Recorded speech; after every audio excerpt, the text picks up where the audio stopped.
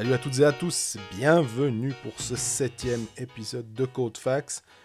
On est un peu soulagé puisqu'on va continuer à pouvoir vous proposer des épisodes puisque le championnat de National League va continuer en tout cas jusqu'au 1er décembre. On revient sur cette décision de la Ligue en première partie de podcast. Puis après, on parle hockey avec Lausanne qui est désormais leader, avec Fribourg qui a repris le rythme de la compétition, avec Genève avant un derby électrique mais sans spectateurs face au Lausanne Hockey Club vendredi soir, et puis Bienne qui a de la peine en ce moment et qui ne va pas très bien.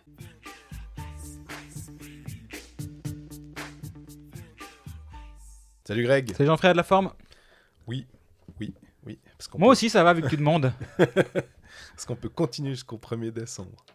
Exactement, la nouvelle vient de tomber juste avant l'enregistrement de cet épisode. Pour mettre dans le contexte, donc mercredi, le Conseil fédéral a annoncé que les matchs se jouaient à huis clos. En gros, on va pas chipoter. Ouais. Les matchs se jouaient à huis clos jusqu'à nouvel avis en football et en hockey professionnel. Les ligues amateurs sont arrêtées. Directement, les dirigeants de clubs ont parlé entre eux et sont arrivés très rapidement à la conclusion qu'il fallait jouer jusqu'au 1er décembre. Et on refera le point à ce moment-là. Je pense que c'est la meilleure solution finalement, ou la moins mauvaise solution, dans le sens où quand tu arrêtes, ça veut dire que tu reprends au moment où tu sais comment ça va évoluer. Et le problème, c'est qu'il y a de bonnes chances qu'on avance à vue pendant un moment encore. Et donc arrêter, ça veut dire que tu t'arrêtes pour une durée indéterminée. Et je pense que ça n'aurait pas été une bonne solution.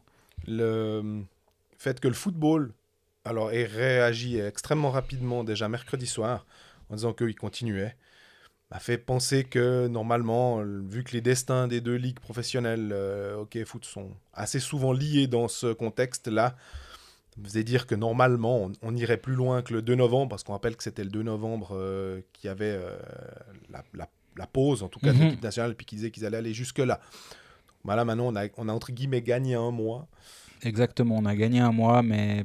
Avec tous ces reports de quarantaine, à part ça, au moins, on se dit qu'on pourra peut-être caser des matchs, ou en tout cas, en disputer un maximum s'il devait y avoir des quarantaines de nouveau, qui devaient mettre à mal les clubs. Maintenant, avec les tests rapides, peut-être que ça peut aussi changer quelque chose.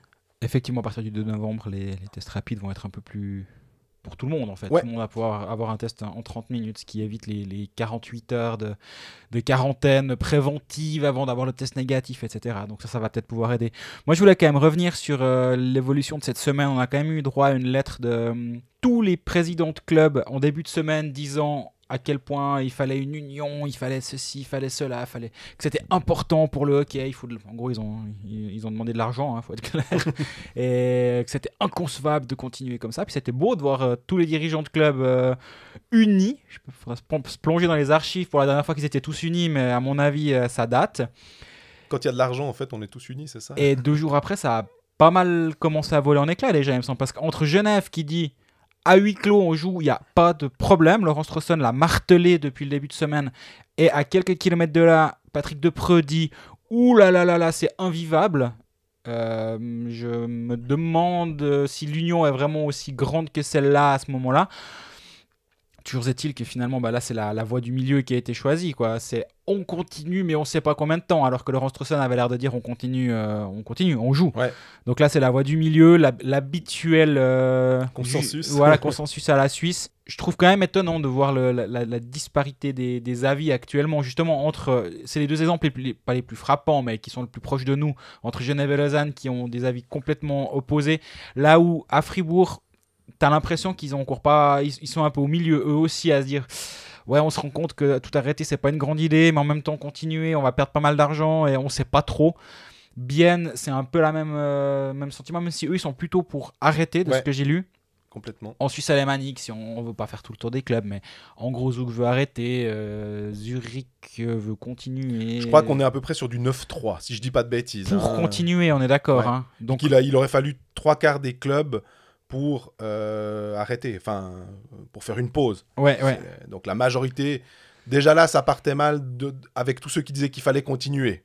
Donc, les Tessinois aussi voulaient visiblement continuer. Oui. Quand Hubert Weber a lâché dans la liberté, comme quoi il faudrait peut-être arrêté. Ils ont dit que c'était chaotique comme décision, sauf erreur, comme proposition. On voit que tout le monde n'est pas d'accord. Maintenant, là où par contre tout le monde est à nouveau uni, c'est au moment d'aller demander de l'argent au Conseil fédéral. En gros, pour mémoire, 75 millions avaient été débloqués pour les clubs de hockey de National League et de Swiss League d'ailleurs. Je sais plus ça. Honnêtement, alors ça, il faudra qu'on se renseigne. Ouais. Mais 75 millions avaient été débloqués, plus 75 autres millions si la situation perdurait sur 2021. Ça semble quand même bien parti. Mais là, maintenant, ce que tout le monde demande, c'est que ce ne soit plus des prêts, mais que ce soit transformé, du coup, en gros, en dons, enfin, en aide à fonds perdus. Ils avaient 10 ans, on rappelle, pour rembourser ces prêts. 150 millions, Hubert Weber dit chaque club perdra entre 10 et 11 millions. Oh, 10 et 11 millions x 12, on arrive plus ou moins dans les eaux là. Si on rajoute un petit quelque chose pour la Swiss League, bon, ben, ça calcule bien tout cela. Fribourg disait 11 millions, je crois. Si on part du principe que Fribourg est un club qu'on peut considérer de moyen en termes de masse salariale, entre 5 et 8, c'est ce ventre mou qui existe aussi dans le championnat. Je pense que x12, on y sera clairement, quoi. Après, pour certains clubs qui ont des masses salariales plus importantes ou moins importantes, on va dire, ça peut aussi se décider au niveau des cantons, peut-être. D'avoir une aide supplémentaire pour quelque chose. Parce que les clubs de hockey, au-delà du fait que c'est pas que des millionnaires, hein, on en a la certitude. En ce moment, on sait, on n'a pas tous les salaires, mais on peut vous garantir que Grégory Hoffman c'est quelque chose d'exceptionnel. Oui, puis on cite tout le temps Grégory Hoffman. Il y a des joueurs qui sont très bien payés. Je veux dire, Marc Arcobello à Lugano, il n'est pas allé à Lugano que pour les croissants. Comment il disait Maxime Lapierre dans son podcast, pour les croissants au chocolat sur les bords du lac. Il est aussi à Lugano pour l'argent. Il n'y a pas que Hoffman, il y a Giannoni. Il n'est pas allé à Zug que pour les impôts. D'ailleurs, il ne vit pas sur Zug. C'est toi qui disais qu'il vit sur Zurich. Exactement. Bref, on cite souvent l'exemple de Hoffman. Oui. Il n'y a pas que lui. Non, enfin, tous ces joueurs-là, Julian Schmutz notamment, en avait fait part dans la Berner Zeitung en disant qu'il était soit au bord des larmes, soit avec carrément la larme à l'œil en disant qu'il avait 2 enfants en bas âge et que c'était pas aussi simple que ça. Et que, bien sûr, ils ne sont pas à plaindre, hein, les hockeyeurs. On est bien d'accord que tous les corps de métier de la société sont touchés. Mais voilà, ils devront... ils font vivre plus de monde que simplement... C'est pas simplement 22 joueurs qui sont derrière un puck, ou 11 derrière une balle. On va dire qu'il y a beaucoup plus d'implication entre le sport, avec le lien social, avec tout ce que ça implique, que simplement se dire « Ouais, c'est bon, ils gagnent bien trop d'argent, ces gens. » Ça fait fonctionner une bonne partie de la société, d'ailleurs. Si je ne dis pas de bêtises, de ce que j'ai vu de Suisse Olympique, c'est à peu près 100 000 collaborateurs pour l'ensemble du sport. Bien évidemment, on ne parle pas que du hockey et du foot, hein, mais que le sport fait vivre de manière directe ou indirecte.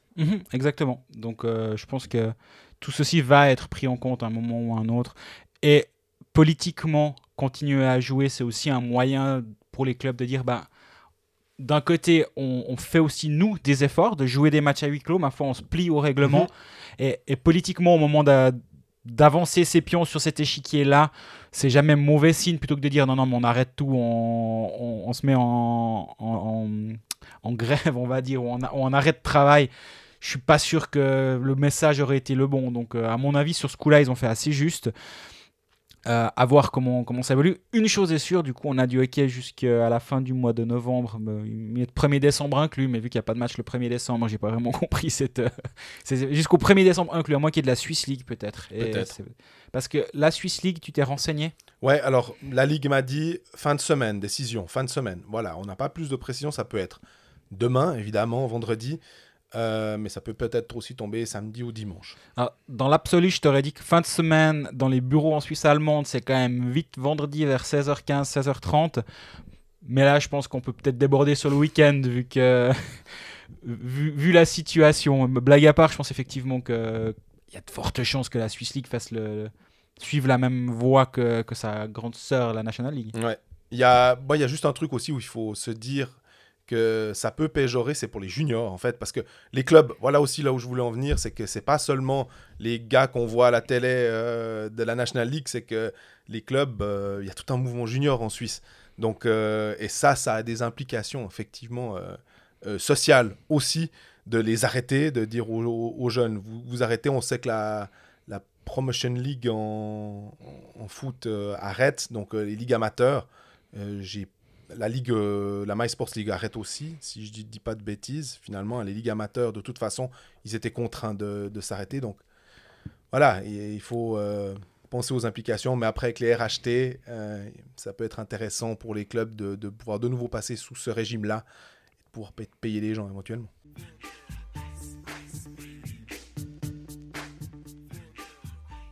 Pour continuer sur ce thème d'actualité, le coronavirus, il y a les quarantaines. Là, maintenant, c'est au tour de Bienne de passer quelques jours à la maison. Ouais, Rapperswil aussi. Hein, et Rapperswil qui s'est ajouté.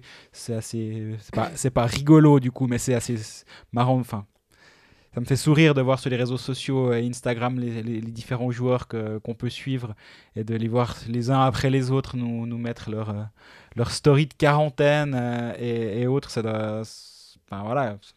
Comme tu dis, c'est pas des milliardaires dans leur cocon ou des millionnaires dans leur cocon. Ils sont, comme toi et moi, ça peut aussi nous toucher. Là, ça les touche eux à tour de rôle. Là, c'est Bienne et Rapperswil. On rappelle que Fribourg et Lugano sont déjà passés par là. Moi, il y a un truc quand même qui m'agace ou qui me perturbe, c'est de pas avoir de lecture en fait sur cette situation. Et pour moi, l'exemple de Bienne, il est assez symptomatique. On rappelle que Tino Kessler a été testé positif, mais malgré ça, le championnat a continué pour Bienne. Dans le même temps, Bertagia, Traber et Zurkirchen, si je me rappelle bien. En tout cas, les noms qui sont sortis. Les noms qui sont sortis sont testés positifs. Lugano est en quarantaine. À Fribourg, il y a eu 4 joueurs testés positifs avant que toute l'équipe soit testée. Il y en a eu plus, je pense. Hein. Oui. D'ailleurs, ils l'ont même dit eux-mêmes. J'ai pas les chiffres exacts, mais il y a eu plus que 4 cas, tous en quarantaine. Très bien. Mais du coup, alors à Bienne, on a eu Kessler positif, on continue. Et là, il y a Lindbaum positif, on arrête tout, on les met 10 jours en quarantaine. Certes, la situation évolue. C'est au jour le jour que ça se passe et je le comprends complètement. Mais c'est vrai que ça devient difficile d'y voir clair. Et moi, j'espérais de cette séance du mercredi ou des conséquences de la séance du Conseil fédéral, parce que le Conseil fédéral ne va pas se pencher sur les quarantaines des clubs de hockey, ils ont 2-3 autres choses à faire. Mais que dans les conséquences de ça, on arrive peut-être à une unité un peu nationale pour au moins les 12 clubs de National League, qui n'est pas cette impression de doigt mouillé à gauche et à droite, quoi. Oh, ici, il y a 2 cas, on vous met en quarantaine, ici pas, puis là peut-être, puis là on ne sait pas. Et là aussi, ça aiderait à la lecture et à la compréhension du grand public de la situation. Et là, actuellement, même si je pense que de mettre les équipes en quarantaine, c'est forcément une bonne chose, dans le sens où t'as peut-être pas franchement d'autres solutions pour éviter la propagation du virus. Mais alors pourquoi on a continué à jouer à Bienne à un moment alors que les autres étaient en quarantaine? Et bref, là on se perd un petit peu et ce serait bien de clarifier aussi un petit peu ça, je pense. Puis, moi, il y a alors, si toi c'était ça que tu voulais mettre en avant, il y a aussi quelque chose qui m'a frappé quand on écoute les clubs, c'est qu'ils disent tous, et on est parti pour les croire, que leurs concepts de sécurité sont exceptionnels. Il n'y a pas de cas déclarés au match de hockey. En plus, ça on peut pas le savoir. Donc effectivement, tu sais pas où tu as été contaminé. Donc c'est clair que c'est plus facile de dire il n'y a pas eu de cas. Que les concepts de sécurité soient bons, on l'a dit. Que les concepts de sécurité soient respectés. Alors, on n'a pas vu tout le monde, hein, on ne peut pas voir tous les spectateurs, mais ça nous semble assez correct. À part un CEO du Lausanne Hockey Club avec le masque en dessous. Incroyable. Quand tu es CEO de club, tu as 2 heures où tu es en représentation, c'est pendant le match quand tu es au bord de la patinoire. Vu que la règle, c'est masque obligatoire, c'est impensable qu'il y ait une photo qui puisse sortir d'un CEO avec le masque sous le menton. Pour moi, c'est impensable. Et il est en compagnie de Chris Maxorley, au passage, qui lui a le masque bien posé sur le nez. Et Sacha Weibel a le masque sous la bouche, à peu près. Moi, j'arrive pas à comprendre. Il y a 2 heures où il faut faire ça. Et c'est pas genre j'étais en train de boire un verre de champagne ou de je ne sais quoi et puis j'avais le masque. Non. Moi, ça, j'arrive pas à comprendre.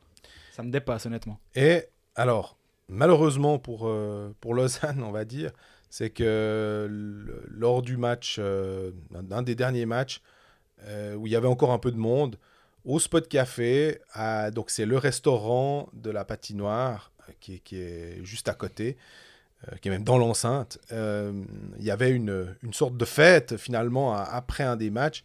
Et j'avoue que là, alors il n'y a rien qui allait, j'étais sidéré, pas de traçage des contacts, pas de de signature à l'entrée ou de scan d'une application, des gens debout, des gens qui portent pas le masque, une tablée avec 20-25 personnes qui chantent parce qu'il y a la musique très fort, donc on avait de la peine à se parler.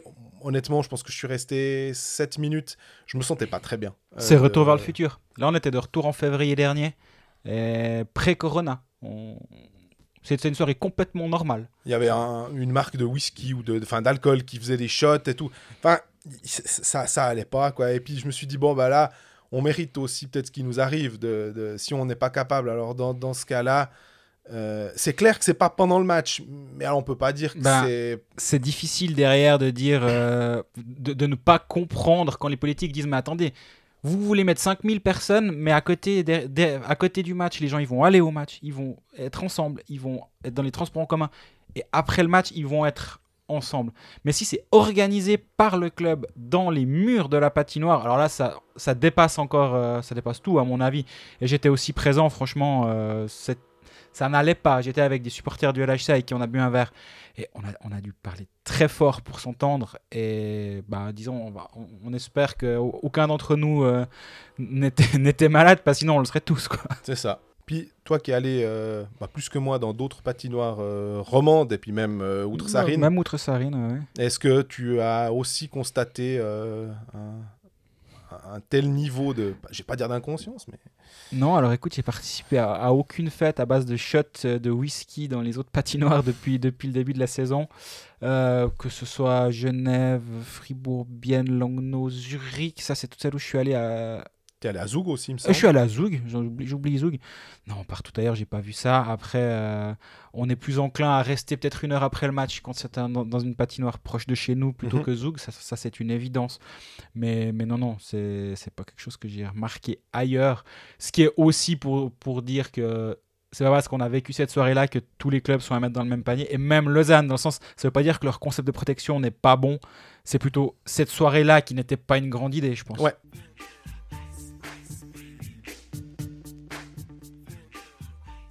Bon, parlons hockey. Bah oui, enfin. Et on va revenir sur Lausanne, qui est leader de National League. Alors oui, avec tous ces matchs, des quarantaines et tout, on est vraiment sur un classement boiteux, dédicace à Roland Gay, des pécalistes. Mais Lausanne qui a battu Lugano 2-1 après prolongation, qui s'est qualifié pour les quarts finales de la Coupe en dominant Bienne. Et puis 5-2, et puis avant ça il y avait eu 2 victoires contre Ambry, dont un succès 3-2 à domicile. C'est pas forcément flamboyant du côté de Lausanne, mais c'est efficace. Exactement, ouais, je pense qu'on peut le dire.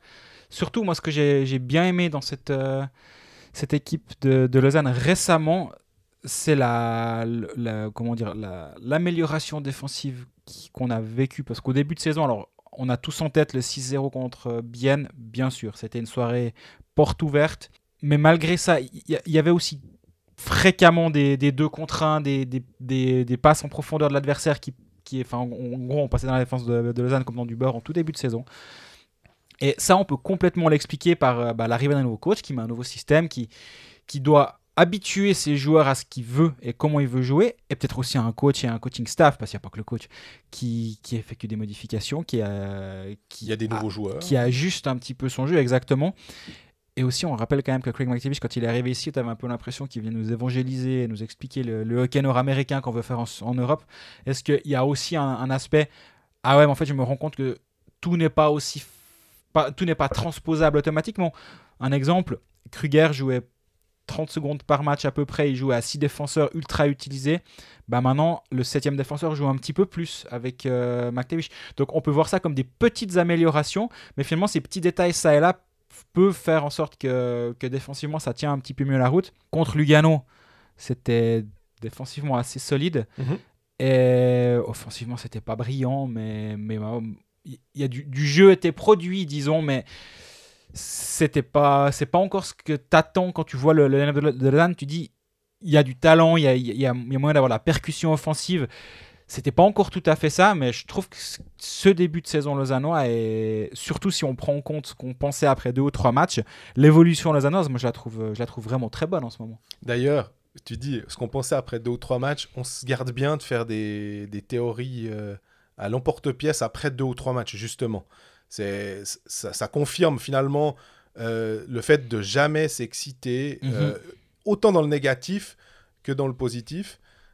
Là maintenant, on peut commencer à dire après une dizaine de matchs, on voit quelque chose se développer. C'est clair que depuis aussi un certain nombre de matchs, y a Denis Malgin et Charles Hudon qui sont arrivés sur le powerplay qui est peut-être pas encore aussi efficace en termes de résultats, de buts marqués. Par contre, ça reste souvent dans la zone. Quand le powerplay lausannois tourne, s'ils mettent un petit peu de... Ils épurent un peu leur jeu et ils ont un petit peu plus... Le puck tourne un peu dans leur faveur.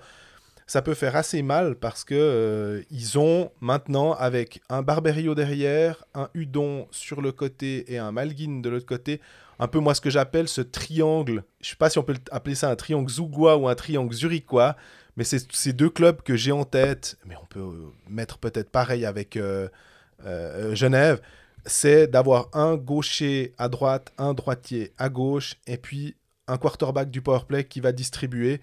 Et ces relations-là, elles sont meurtrières. On le voit avec Ambry, avec Nettinen notamment aussi, que quand tu as un sniper sur un des côtés, Gregory Hoffman est l'exemple type, mais Marchini était pas mal aussi à Zug, ça marche bien. Et à fortiori, quand on a un de chaque côté, tu parles de Nettinen justement à Ambry, mais je pense aussi que quand tu sais que ça marche pas trop. Ouais, ça marche pas trop mal. Tu sais que c'est un peu peut-être déséquilibré sur un côté, défendre va peut-être devenir un poil plus simple. Tandis que quand tu as la double menace, on va dire, d'un côté tu as Malgin et de l'autre côté tu as Charles Hudon, là ça devient compliqué à défendre. Pareil à Zurich où d'un côté tu as Peterson et tu as Garrett Rowe qui est aussi là. Pour Noro, il se régale d'un côté ou de l'autre. Et ça, je pense que c'est une vraie menace, tu as raison. Et même si les résultats sont pas encore tout à fait au rendez-vous, tu sens qu'il y a un potentiel monstre dans ce powerplay lausannois. Mais tu parlais d'Ambry, ce que je voulais dire, c'est qu'à un moment, je suis halluciné que Nettinen marque 4 buts. Alors, il y a un but dans la cage vide, hein, mais il y a des buts, le schéma est pareil. Oui. Au bout d'un moment, il ne faudra pas quand même que les défenses de National League me disent qu'elles ne peuvent pas contrer ce genre de choses quand la relation est tellement évidente. On se rappelle, Kubalik, on savait que ça allait venir de là. Ils sont quand même pas non plus toujours arrivés à le contrer. Greg Hoffman, pareil, Marchini, on a cité à peu près tous les bons joueurs de la National League. Ils arrivent quand même à marquer des buts alors qu'on sait qu'ils sont dans cette position. Mais je pense qu'à un moment, il va quand même falloir un peu réfléchir plus loin et pas simplement se dire « Bon, bah, Sverger Nettinen 1-0 ». Ouais, je suis d'accord et pas d'accord avec toi, on va dire.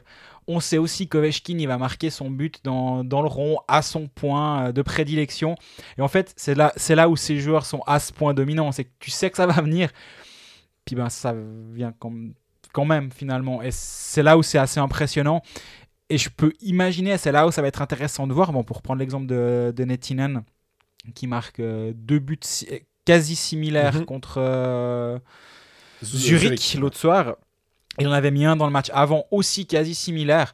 Au moment où les défenses vont s'ajuster, parce qu'elles vont s'ajuster sur lui aussi, comment lui va réagir et quel va être le deuxième move qu'il va pouvoir être capable de faire, remettre en haut. Et là, justement, est-ce que tu as un Noro qui est capable d'envoyer une mine? À Ambry, non, mais tu as Michael Fora. Est-ce que Michael Fora, lui, est capable de compenser? Et si à ce moment-là, si tu compenses d'un côté et que tu te fais punir par l'autre arme, bah là ça devient compliqué. Exactement, justement, avec Hudon et Malgin, ils essayent souvent la relation à travers la boîte aussi de se passer le puck sans passer par Barberio. Là aussi, si tu compenses trop sur Hudon et puis du coup tu as Malgin qui est libre de l'autre côté puis que la transition entre les deux passe bien, là ça devient vraiment compliqué. Et je me réjouis de voir comment Nettinen va être pris en charge ces prochains matchs, parce que là, on va dire, si les défenses n'étaient pas ajustées, il faudra le faire assez urgemment. Ouais. Et puis, Lausanne, c'est maintenant... On a vu que Charles Hudon contre Lugano, on a craint pour ses ligaments, son genou, on va dire le bas du corps, et puis à peu près tout le bas du corps. Et finalement, ça s'avère vraisemblablement moins grave que ce qu'on pouvait craindre. Ça aurait plutôt touché la cheville, si je dis pas de bêtises, et qu'il est incertain pour le match de vendredi contre Genève. Lausanne, on va dire par chance, voilà, ils ont 5 étrangers, donc tu peux mettre un Conacher qui a un peu le même profil shooter sur le gaucher sur ce powerplay-là. Mais Conacher, en ce moment, c'est plus compliqué que ce qu'on aurait pu penser. Ouais, c'est pas la joie à Conacher, mais alors je reviens juste à la blessure de Charles Hudon. Je pense que si ce soir-là, on avait dit à Craig McTavish que finalement Charles Hudon serait incertain pour le week-end et que c'est que la cheville, à mon avis, il aurait signé des deux mains, parce qu'il y avait vraiment une grosse inquiétude autour de lui. Quand tu revois les images, moi je les ai revues le lendemain matin avant l'annonce de Jérôme Renard sur 24 heures qui nous dit que c'est pas si grave et que les ligaments ne sont visiblement pas touchés. Tu dis qu'il y a tout aurait pu lâcher. Le fel tombe, le ramasse, la cheville tourne, tu peux te dire que le ligament pète. Enfin, il peut vraiment y avoir, tout peut lâcher à ce moment-là. Donc c'est une très bonne nouvelle. Même si j'imagine que c'est pas très agréable pour lui sur le moment, c'est quand même une excellente nouvelle, sachant que à la suite des matchs du week-end, tu as une semaine de pause. Si vraiment il est incertain, il y a de fortes chances que s'il y a un doute, on va dire écoute, tu restes en tribune ce week-end et puis on se revoit en début de semaine prochaine tranquille pour préparer la suite du championnat à partir du 10 novembre, parce que justement, comme tu dis, Lausanne comme Fribourg a le luxe d'avoir 5 étrangers. Donc autant en profiter dans ces moments-là, sinon ça vaut pas la peine d'en avoir 5. Si quand on a un qui est pas à 100%, tu l'envoies quand même au risque d'aggraver ou de faire un mauvais match déjà, autant pas avoir 5 étrangers. Donc je pense que s'il y a un quelconque doute, ils vont pas prendre de risque.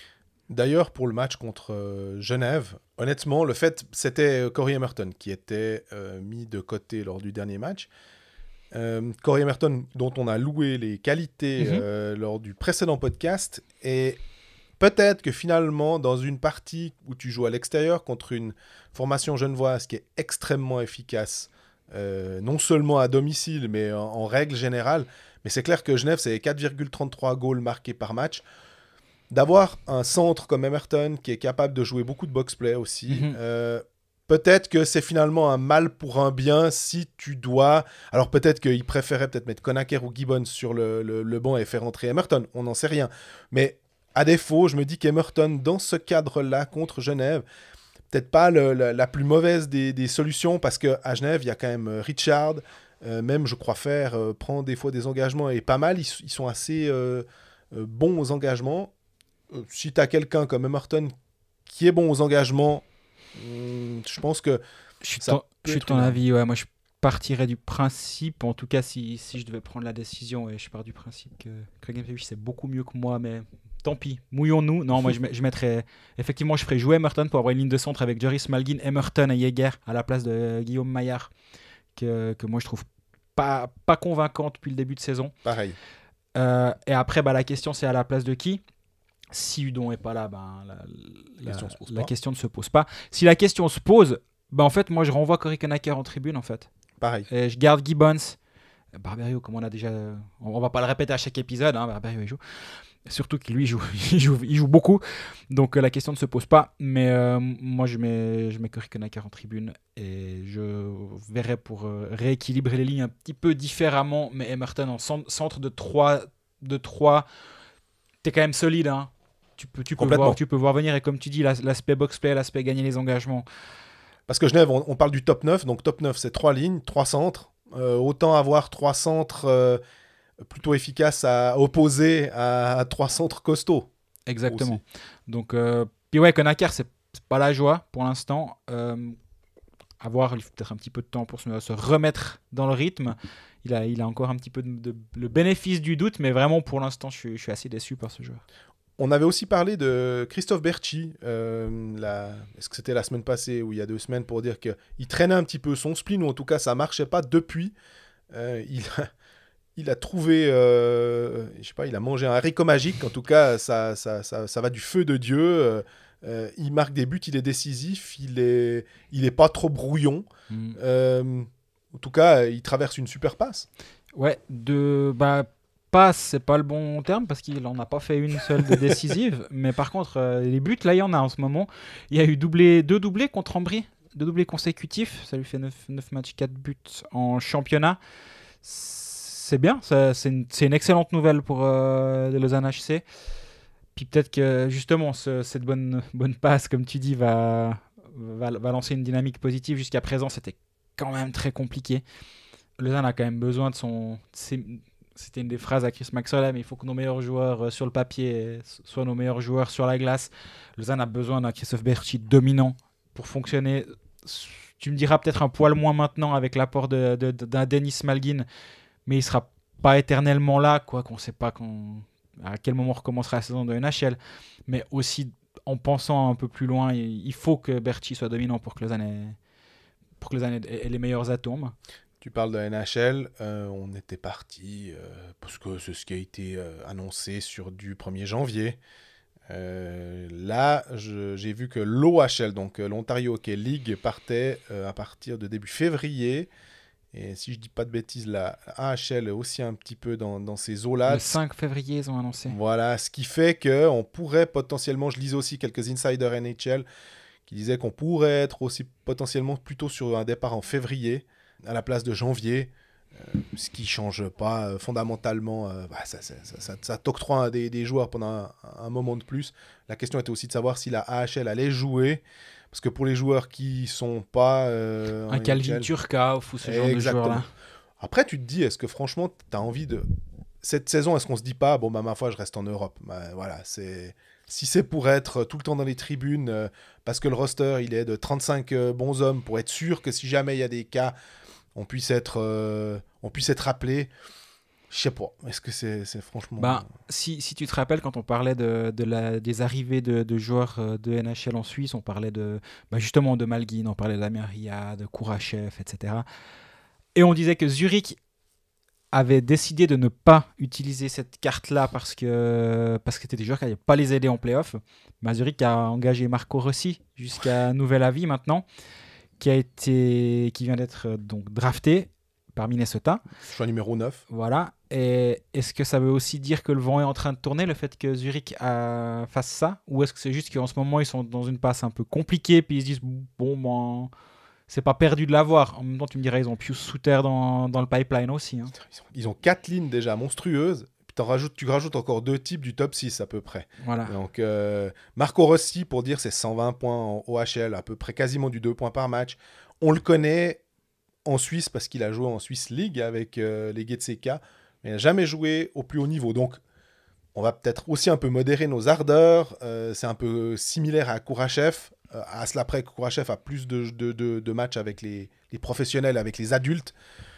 Mais Marco Rossi, c'est très, très, très, très fort. Et c'est clair que si en plus, alors on ajoute Pius Suter qui, lui aussi, va vouloir à un moment se dire bon, les Getseka, c'est sympa, mais je vais jouer. J'ai aussi envie de me préparer éventuellement pour Chicago avec un meilleur niveau. Ouais, la liste des surnuméraires à Zurich, il y aura des noms assez sympathiques qui vont être mis de côté. Je pense que quand tu sais en plus que Bodenman, pour l'instant, est toujours blessé. Mm-hmm. Juste pour dire, ça pourrait faire une ligne comme ça, hein, Pius Suter, Bodenman, Rossi. qui vient comme ça se rajouter à tout le reste. Ouais, on sait assez dire que top 9, c'est solide. Top 12, il n'y a pas de la place pour tout le monde non plus. Donc, à un moment, ça va... Je sais pas si ça va pas créer aussi... peut-être pas des tensions comme ça, mais à un moment, les gars, ils disent, bon, moi, j'aimais bien jouer le powerplay quand même. Là, maintenant, non. Donc, Et donc, pour revenir un peu plus près de chez nous, peut-être qu'au bout du compte, les arrivées de Malguin, Ria pour les clubs romans, étaient des bonnes idées, on verra. C'est suivant comment... Parce que pour l'instant, si ça recommence au 1er février et que ces joueurs partent, ils t'aident toujours pas à gagner un seul match de play-off. Mais chaque jour qui passe, peut-être nous rapproche d'une bonne décision prise par les clubs près d'ici. Tant que tu peux les payer, finalement, tant mieux pour eux.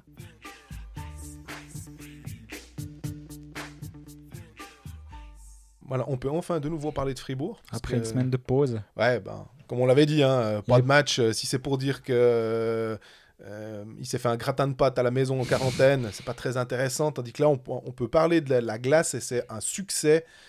4-3 après prolongation à Langnau. On se faisait du souci, on s'est écrit, on s'est parlé.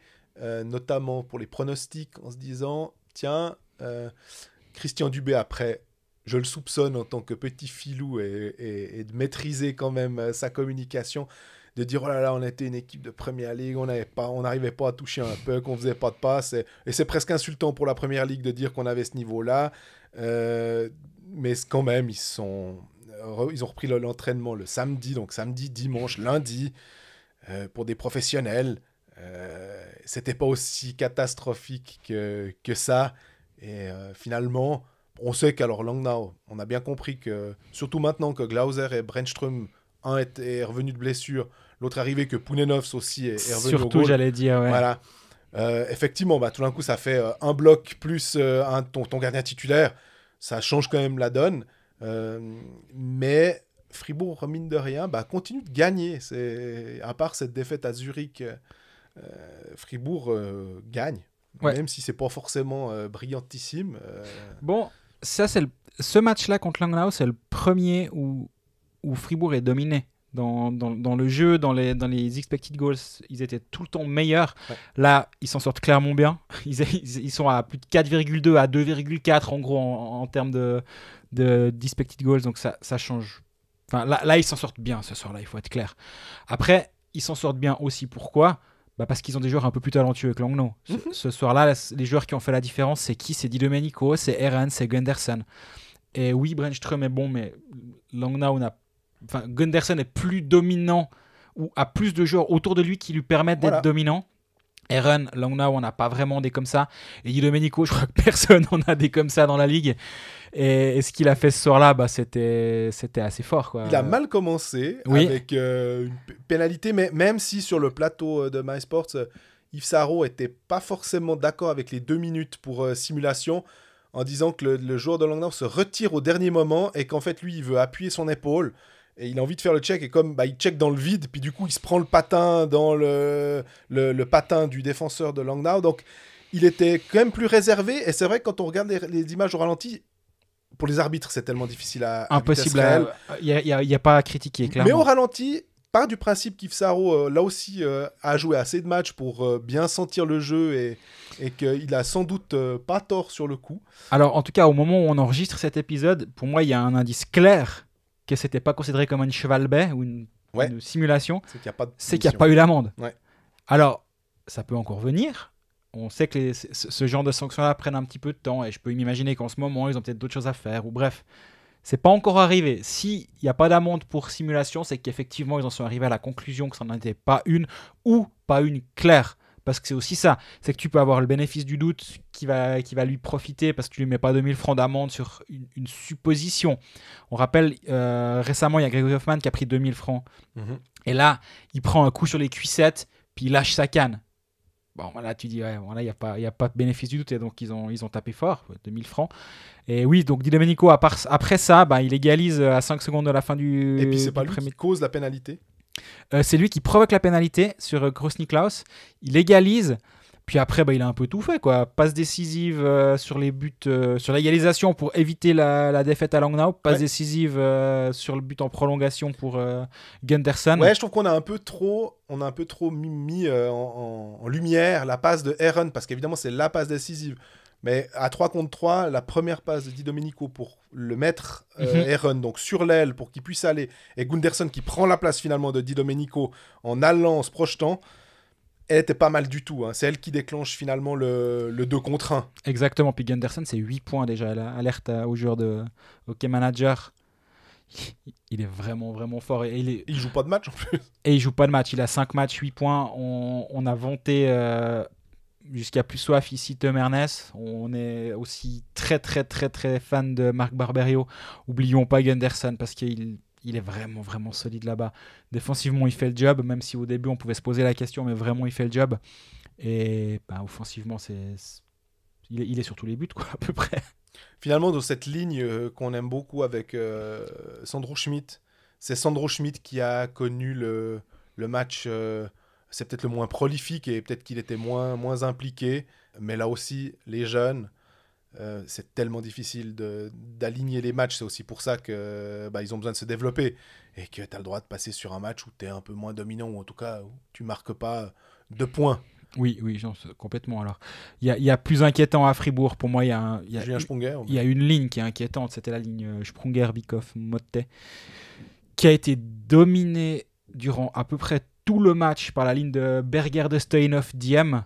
Et dit comme ça, c'est quand même pas très encourageant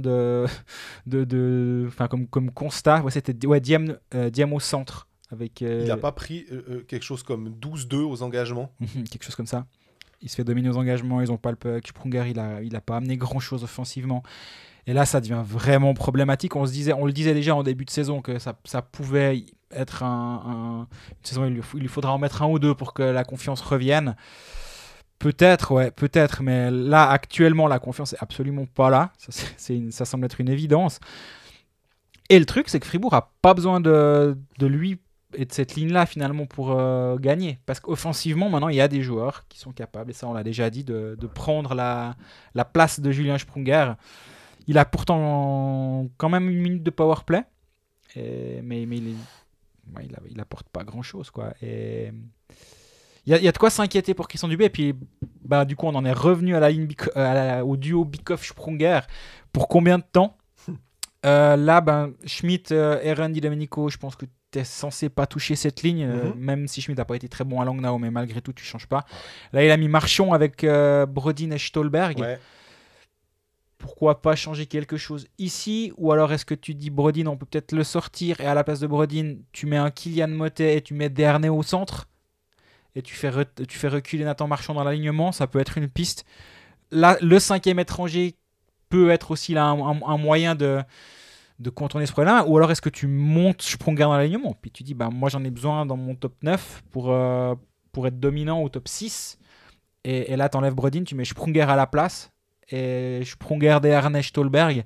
Là c'est vraiment, j'ai aucune information ou quoi que ce soit là autour, mais à mon avis il peut pas avoir 3 joueurs suisses potentiellement dominants se tirer vers le bas sur une ligne. Dubé va devoir réagir, à mon avis. Est-ce que la réaction va venir des joueurs eux-mêmes qui vont trouver une solution, ou qui vont s'en sortir eux-mêmes dans cette ligne? C'est possible aussi, il ne faut jamais le négliger. Mais si c'est un problème d'alignement, je me réjouis de voir. Mais là pour Sprunger qui est sur une 3e ligne, il y a deux directions. Soit tu dis je le remonte dans l'alignement, et puis du coup j'essaye de lancer sa saison. Soit il descend en 4e ligne. Et là, c'est quand même une décision qui n'est pas forcément simple à prendre. Et est-ce qu'il t'apporte vraiment grand-chose sur une 4e ligne, ou est-ce qu'il est à même d'être dominant à cet endroit-là, ou est-ce que tu attendras d'autres choses de ta 4e ligne, un peu plus d'énergie, d'impact, et c'est peut-être pas une bonne idée. Il y a un problème à gérer, et je me réjouis de voir comment il va être pris en main, celui-là.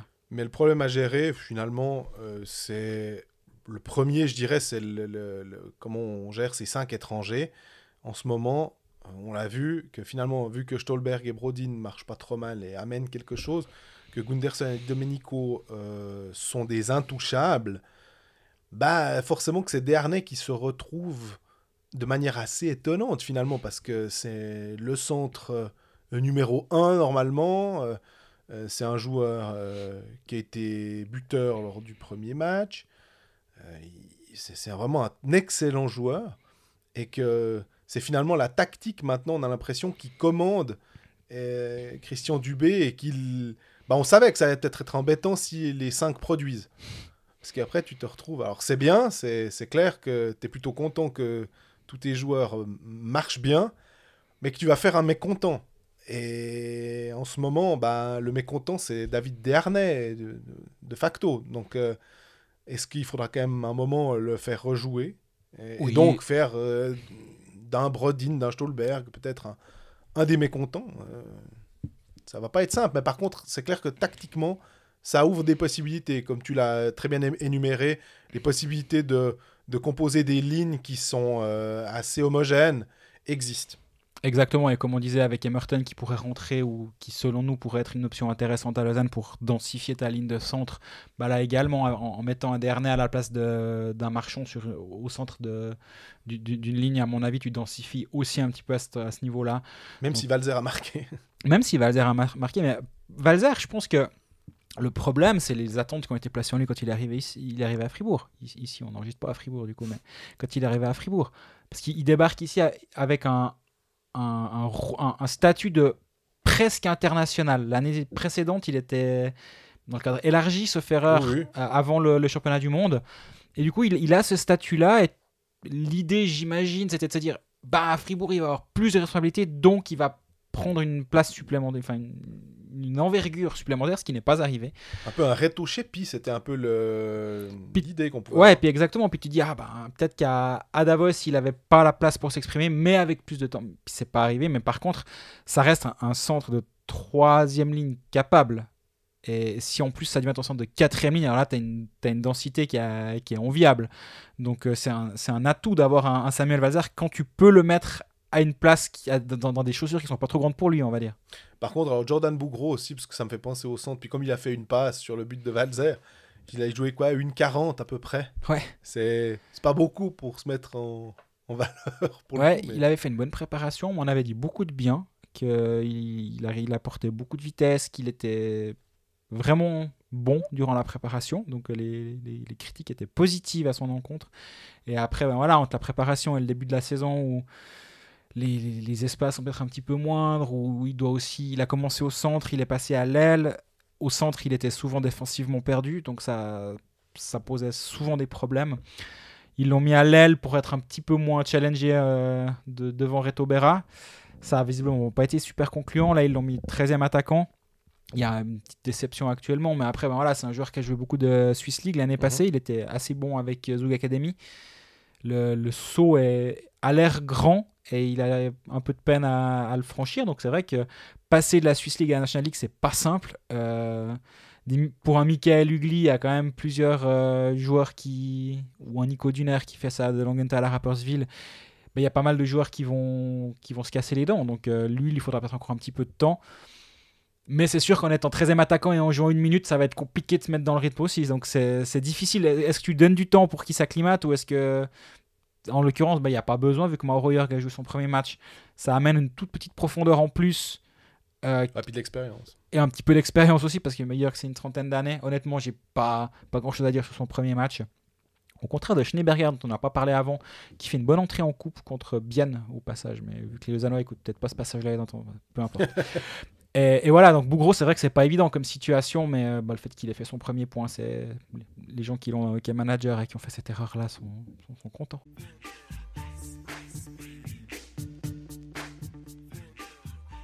Jouer Sport, un jeu de la loterie romande. Alors on se retrouve pour cette troisième capsule pronostic.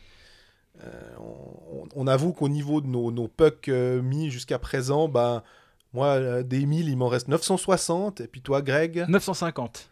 Ou 950 5, pas j'ai 25 la semaine passée. Voilà. Ou t'avais mis 55, donc 945. 945. Voilà. Ça se passe bien. Ouais, ça se passe très très bien. On est très heureux. Après, comment on peut justifier que Zurich...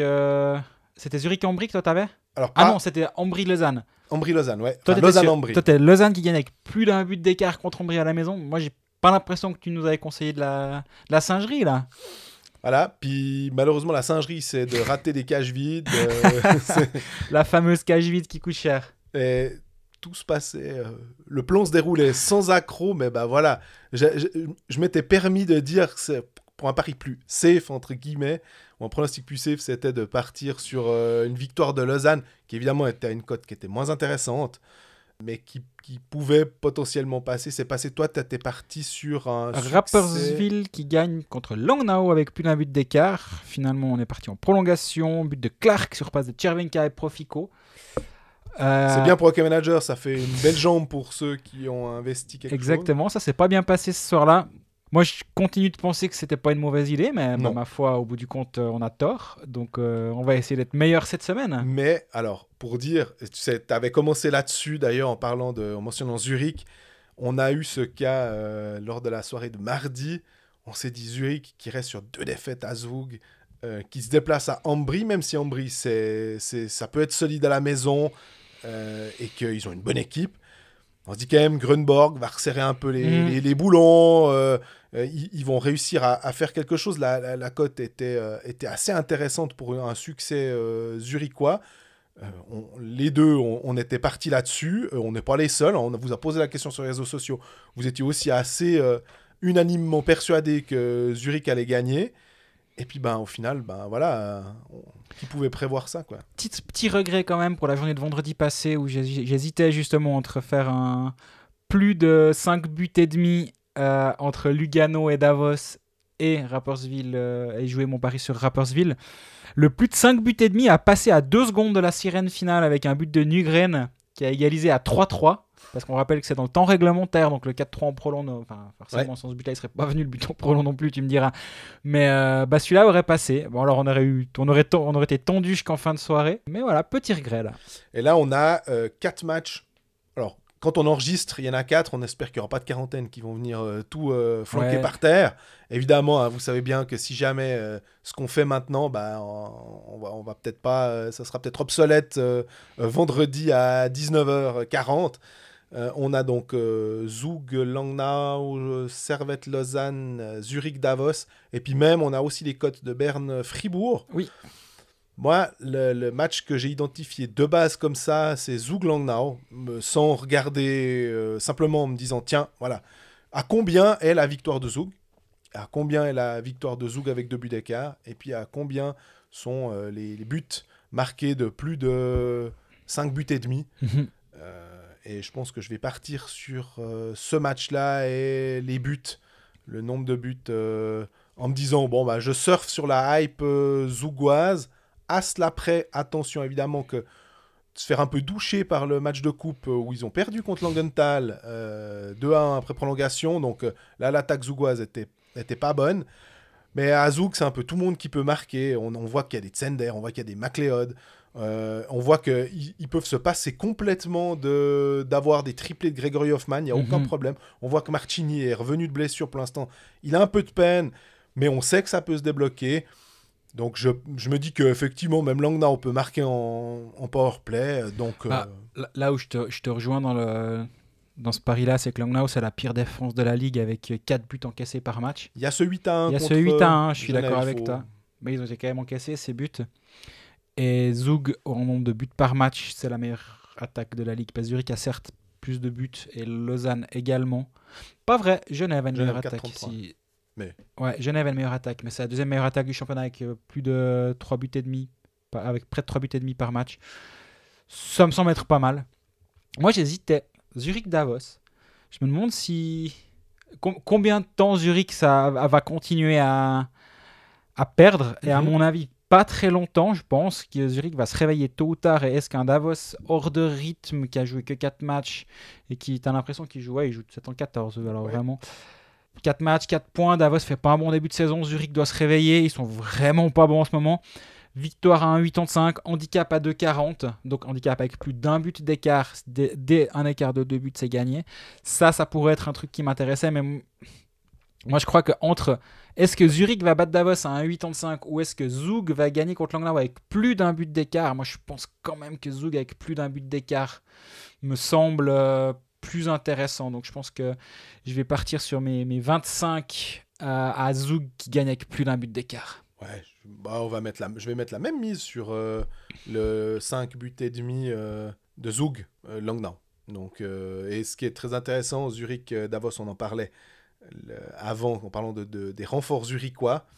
C'est que Marco Rossi normalement devrait être qualifié et donc pouvoir jouer contre Davos. Ça amène quand même, mine de rien, même si on le répète, il n'a jamais joué un match de National League. Il a joué avec des jeunes ces 2 dernières années en OHL et ces matchs de Swiss League, c'était il y a 2 ans. Mais normalement, on a affaire à un joueur solide. Donc ça peut amener quand même quelque chose. Et qui a 19 ans quand même. Il a plus la grille, quoi. Donc voilà. Il devrait régater physiquement contre des adultes. Ça peut être intéressant de le voir à l'œuvre. J'hésitais aussi à regarder sur le nombre de buts dans Zurich Davos, mais vu qu'ils se sont pris des seils contre Zug 2 fois Zurich, plus une seille contre Ambry, est-ce que Grunborg va vraiment avoir envie de reprendre 3 ou 4 buts ? Je ne suis pas persuadé. Jouer sport, un jeu de la loterie romande.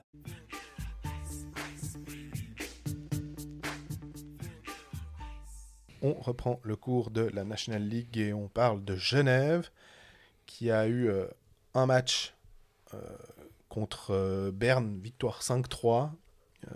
On va dire qu'il y avait même 5-1. À la 55e. Voilà, tout allait bien et que tir lâchement, coupable à la fin, mais que finalement ça n'a pas eu de conséquences, avec un Eric Fer exceptionnel, avec un Eumark toujours aussi dominant.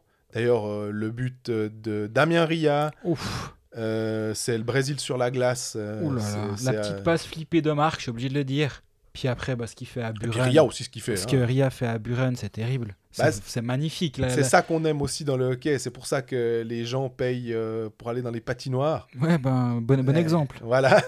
Mais pour dire, même à la télévision, c'est vraiment très joli. Donc, ça fait plaisir de voir ce Genève Servette. J'avais émis la possibilité que, est-ce que Genève n'est pas un peu à l'image de Marc, à être tout d'un coup, être capable de flamboyance comme ça, puis de temps en temps avoir un peu plus de peine. Alors, on l'a dit, effectivement, des fois il la joue peut-être un peu trop facile. C'est peut-être aussi là, voilà, à 5-1, domination.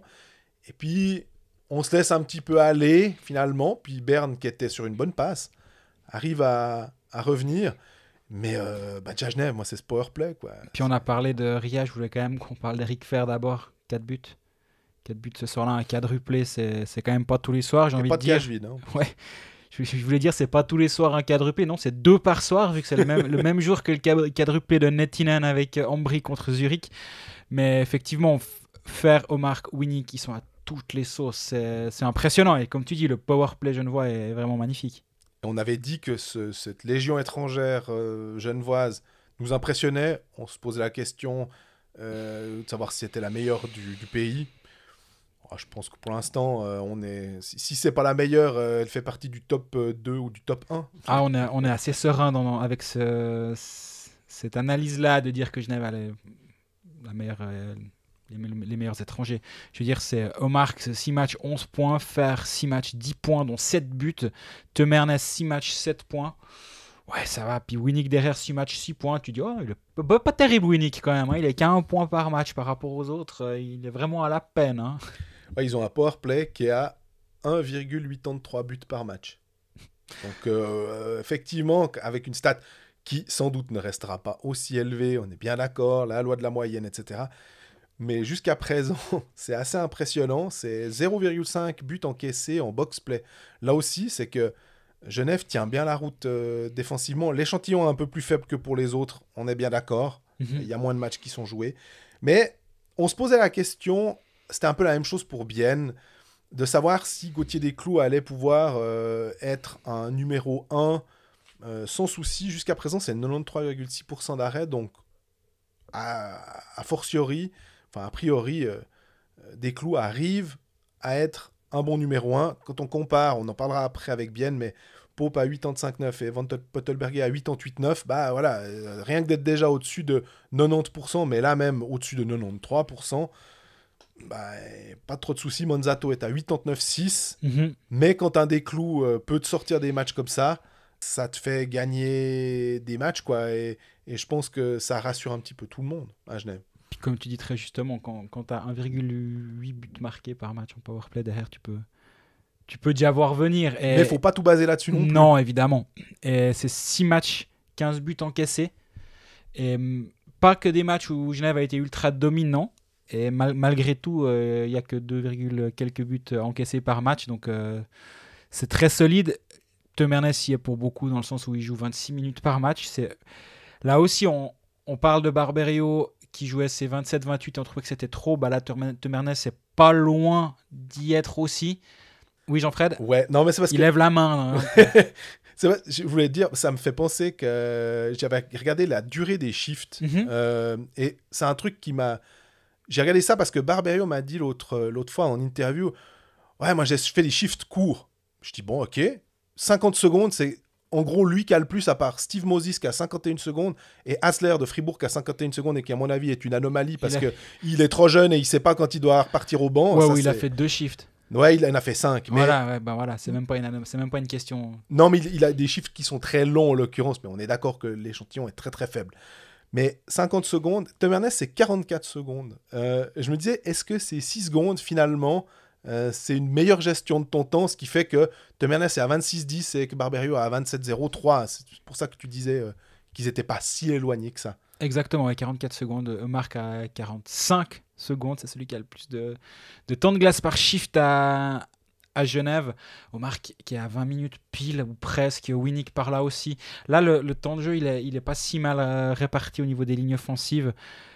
Ouais, cette équipe de Genève, alors il n'y a qu'un match il y a eu qu'un match sur les 11 derniers jours, vu que Genève a eu un match annulé en raison du coronavirus. Un de plus, on en aura encore plein d'ici cette fin de saison. Là, maintenant, c'est derby contre Lausanne.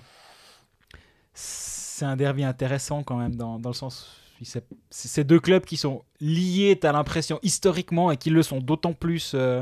avec les transferts qui ont lieu durant l'été, c'est toujours la même question, qui est vainqueur du transfert, etc. Là, il se trouve qu'il y a une équipe qui roule soir après soir ou presque, sauf quand ils jouent contre des petites équipes, c'est Genève. Il y a une autre équipe qui est leader du championnat. Il va être sympa ce derby, non ? Ouais, magnifique. Ça va être hyper intéressant tactiquement de voir, parce que là, on assiste à ça fait longtemps qu'on n'a pas eu un derby entre ces deux clubs où ça se joue dans le haut du classement, on va dire. Ça pourrait clairement être un match au sommet si on prend le nombre de points par match. Oui, Zug est devant quand même. Zug devant Fribourg et 3 et 4, je crois que c'est Lausanne et Genève. On est sur le haut du panier. Et j'ai l'impression que tout le monde a les forces en présence. Il y a à peu près tout le monde qui est là. On a entre-temps appris que Charles Hudon, puisqu'on en parlait avant quand on parlait de Lausanne, qui sera disponible. Il était à l'entraînement jeudi matin, donc il est bon. Et que visiblement, ce serait plutôt Emerton qui jouerait à la place de Conacher selon les lignes aperçues à l'entraînement par notre confrère Jérôme Renard. Donc, ça va être chouette de vraiment tactiquement de voir comment Lausanne va pouvoir matcher une équipe genevoise qui est vraiment très forte à domicile. C'est que quand elle a eu un peu des bas, c'était plutôt à l'extérieur, contre des équipes plus faibles, tu le disais, et qu'en général, ils répondent assez bien quand c'est une équipe forte, et que Lausanne, à Zug, face à une équipe forte, avait réussi à repartir de Zug avec un 3-0, qui était sans doute un peu chanceux, mais c'était quand même une victoire. Faut parier sur qui ? On n'est plus du tout dans le cadre des pronostics, mais tu penses quoi ? Moi, je trouve que c'est le truc. J'oserais pas parier. Tu vas pas me dire que tu te mouilles pas, on parle pas de... Alors, je partirais plus sur Genève à domicile. Comme ça. Ouais, je me dis que la série de Lausanne doit quand même, à un moment, arriver à son terme et qu'ils ont peut-être pas été assez bons offensivement contre Lugano. Et que du coup, si je devais dire comme ça, plutôt Genève. Ouais, Lausanne qui a pris 5 buts sur les 4 derniers matchs. Est-ce que le verrou va tenir contre Omar, Vermin, Moy contre... Les pénalités. Exactement. Lausanne prend beaucoup de pénalités depuis le début de saison. Ça, c'est aussi un petit souci, même si ces derniers temps, c'est un tout petit peu mieux. Ça va être intéressant de voir le powerplay. Si Lausanne est discipliné, il y a une petite chance. Sinon, je vois bien Genève s'en sortir aussi, effectivement. Enfin, s'en sortir, dans le sens... Ouais. C'est pas le dernier match des play-outs, s'en sortir. Je vois bien Genève gagner à domicile ce match-là. Mais alors, on peut aussi se poser la question, tu parlais des échanges. Moy, Vermin, est-ce qu'on va les sentir un peu plus impliqués encore ? Ils sont déjà pas mal impliqués, mais de se dire, c'est un match contre Lausanne, c'est mon ancien club. Est-ce que Boson... va avoir aussi cette petite envie, Maillard pareil, est-ce qu'ils joueront tous, je ne sais pas, mais d'avoir envie de crocher un peu plus, Douai pareil.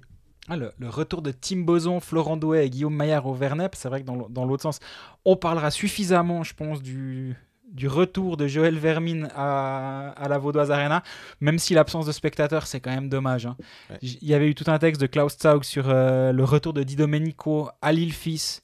Qu'est-ce que ça aurait pu être, ce premier match de l'ancien idole qui est devenu le traître, c'est un bien grand mot, idole, c'est un bien grand mot aussi. Il n'est pas parti à Berne, c'est bon. Voilà, ouais. Qu'est-ce que ça aurait été ce premier match ? Est-ce qu'il aurait terminé le match ? On peut se poser la question aussi. Là aussi, finalement, c'est ce sel-là qui va nous manquer pour ce retour des Genevois au Vernep. Quand Genève viendra à Lausanne, ça manquera aussi cet aspect-là, quel accueil va être réservé à ces joueurs, mais soyons déjà contents d'avoir la chance de pouvoir jouer, mais je pense aussi que les joueurs eux-mêmes, moi je me mets à la place d'un Boson, d'un Douai ou d'un Maillard, t'as envie de montrer au public des Vernets que ça va bien avec ta nouvelle équipe et que t'as presque envie de prouver un petit quelque chose aux dirigeants qui te voulaient plus. Alors tu me diras, les dirigeants ils seront là, donc ils pourront quand même leur prouver.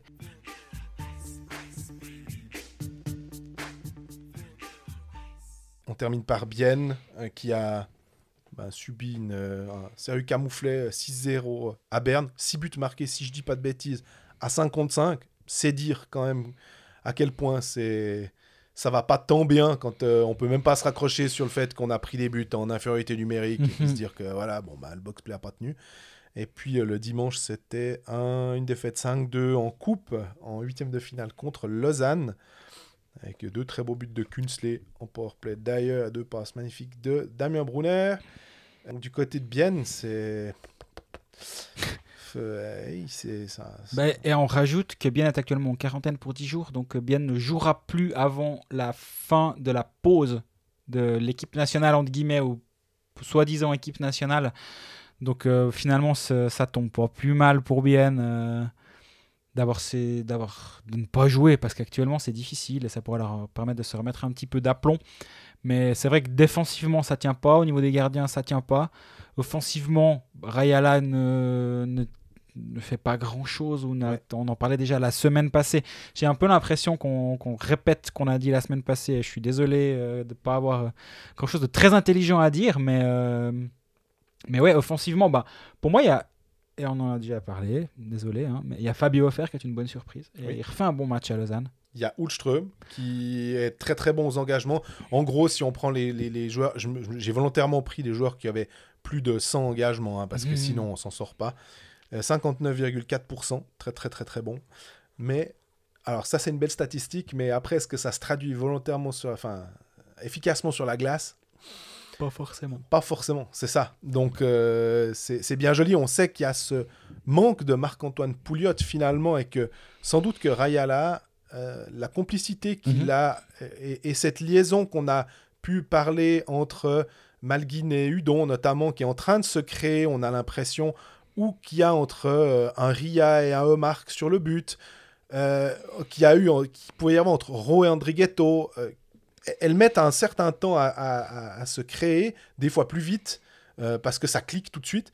Et visiblement, entre Rayala et Pouliot, ça clique très très bien. Et que c'est pas parce que les joueurs qu'on remplace sont des très très bons joueurs que ça va forcément fonctionner.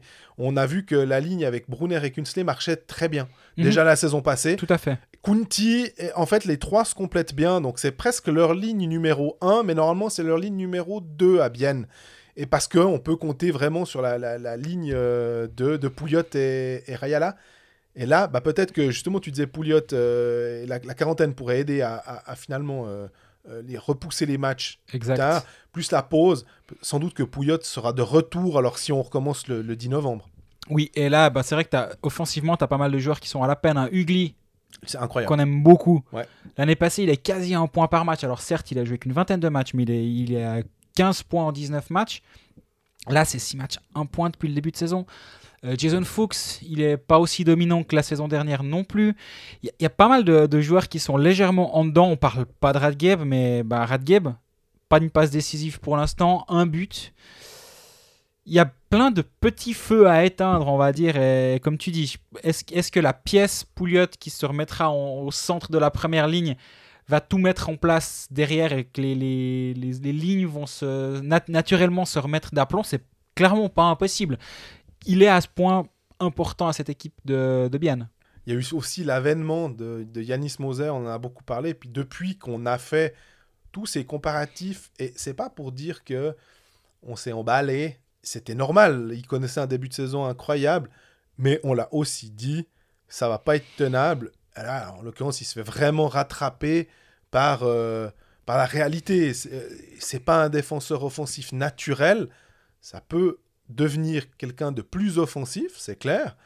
Mais voilà, on est plus inquiété par un Yannick Radgeb qui, normalement, lui, on sait que c'est pas que c'est automatique, mais normalement, c'est une personne qui doit avoir 25 points en 50 matchs sans trop forcer entre les passes, le powerplay, etc.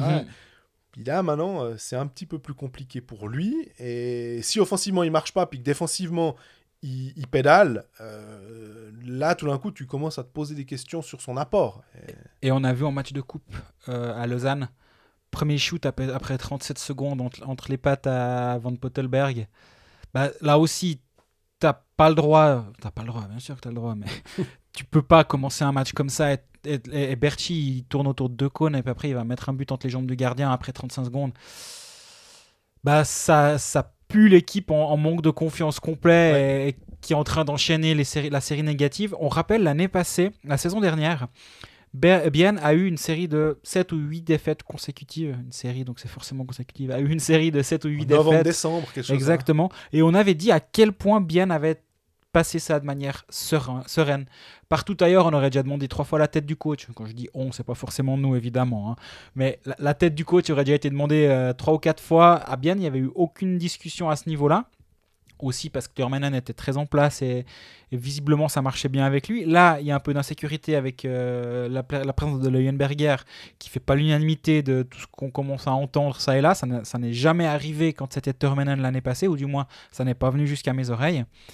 Et donc cette sérénité qu'on a percé, qu'on a pu sentir toute la saison dernière et même au moment de la crise, entre guillemets, vu que Bienne n'a jamais été en danger de manquer les playoffs la saison dernière. Là, cette série négative, elle tombe très tôt dans la saison. Et t'as pas pu mettre en banque suffisamment de points pour être serein. Et là, Bienne n'est pas serein actuellement. Et je me réjouis de voir dans cette situation comment ça va réagir. Est-ce que ce sera toujours aussi calme que ça l'a été la saison dernière ? Puis, tu l'as juste abordé comme ça. On veut pas taper, on veut pas enfoncer le clou non plus. Mais Pope, je disais 85-9 et Van Pottelberger 88-9. Tu peux pas tenir, en fait. C'est aussi simple que ça. Si t'as pas un gardien au-dessus de 90%, tu peux même pas, en fait. On appelait aussi à la titularisation de Pope en se disant, Van Pottelberger connaît des moments sans. On a vu avec Ludovic Weber qu'on a applaudi. Il commence à être rattrapé un peu aussi par toute cette hype autour de lui et ça devient plus difficile. Et que finalement, on rappelle qu'un Flueller a plus d'expérience et que pourquoi pas, au moins tu peux t'appuyer là-dessus. Là, Van Pottelberger n'a pas une immense expérience, puis Pope non plus. On parlait de la succession d'Iona Siller. On est en plein dedans aussi en ce moment. Ça ne veut pas dire que ça ne va pas fonctionner par la suite, mais que c'est compliqué. Il n'y a pas de match volé par un de tes gardiens pour l'instant. Toujours pas, non, effectivement. Le bateau tangue clairement actuellement du côté de Bienne. Et, déjà, on souhaite, si des Biennois ont que ça à faire, des joueurs biennois ont que ça à faire que de nous écouter pendant leur quarantaine, bien du courage pendant ces 10 jours. Et puis accessoirement, pour le club, je pense que c'est une bonne chose de mettre une petite pause en ce moment parce qu'ils en ont bien besoin.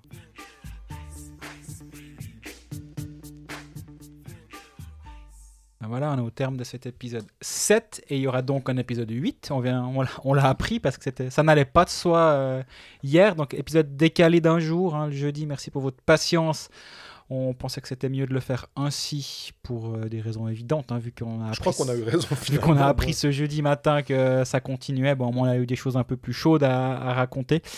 D'ici la semaine prochaine, et normalement mercredi, si tout se passe bien d'ici là, et s'il n'y a pas de catastrophe, ce sera la pause la semaine prochaine. Donc, mais on se retrouvera mercredi prochain pour faire un premier bilan. Très probablement, d'ici là, vous pourrez nous poser toutes vos questions sur nos réseaux sociaux, nous suivre, liker nos différentes pages, interagir avec nous, bref. Vous connaissez la manipulation. D'ici là, profitez bien des matchs à la télé, malheureusement, mais au moins on a ça. Prenez soin de vous.